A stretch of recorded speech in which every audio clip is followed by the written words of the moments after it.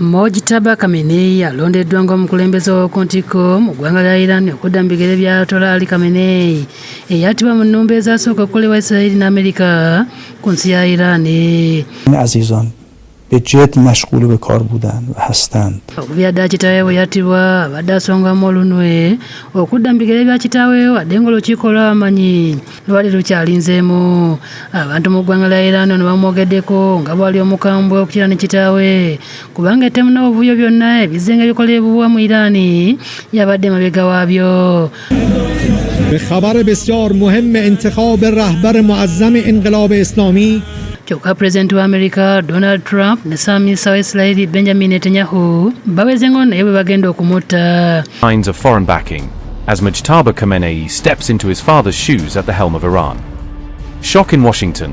President Trump caught off guard by support for Khamenei Jr. from a US ally in the Arab world. In Yemen, the Houthis roar their approval, rallying behind Mujtaba as Iran enters a new phase of war. Iran's announcement of Mujtaba Khamenei as its new supreme leader sparked swift praise from groups aligned with Tehran across the region. Nga kyajjalangirwe abantu beeye ku nguudo okwaniriza okulondebwa kwe ng'omukulembeze w'okuntiko omujja. روز آیت الله سید مجتبی حسینی خامنه‌ای آن رهبری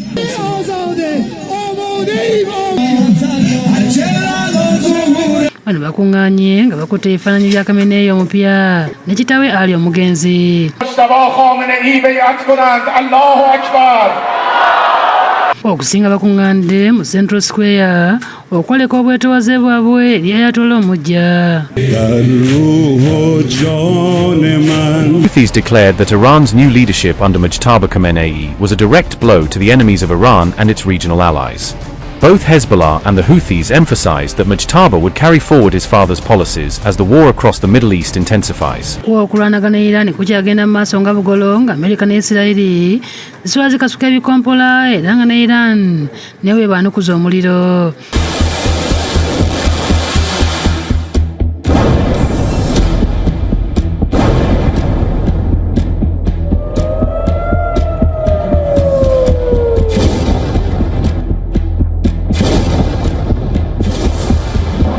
Precision strikes, fireballs lighting up the night sky.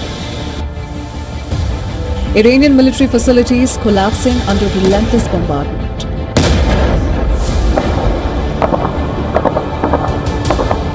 Mukulwanagana okubadde ekiro bakubye ekkolero lya Isfahan Optics Industries nga lino lyasibwako natti mu nteekateeka za Iran ez'okola ebyokulwanyisa ebya nyukiriya saako n'emizinga. Lino likubiddwa ng'obudde busaasaana nga balumiriza nti likola ebintu ebyekuusa ku nyukiriya.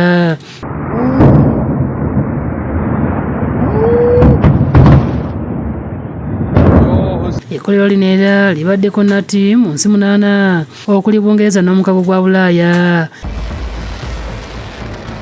Iran nayo mu kwesasuza esindiza emizinga e Tel Aviv egikubye ebitundu ebimu.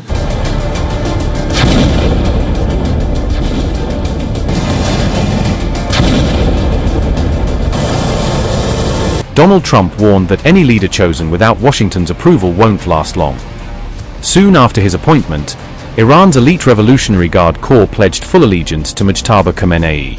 Coinciding with his rise to power, Iran launched a barrage of missile strikes targeting central and northern Israel. The attack left at least one person wounded. Tekomyoko ekubye emizinga mu Butuluki ne United Arab Emirates wadde nga gino gikwatiddwa zirukwata. Mu ngeri y'emu n'ebbeeyi y'amafuta agatali malongooseemu erinnye nga kumpi ekipipa kigula $10,000 nga kagolomoloka Strait of Hormuz. Amafuta agasinga we gayita wakyali waggale.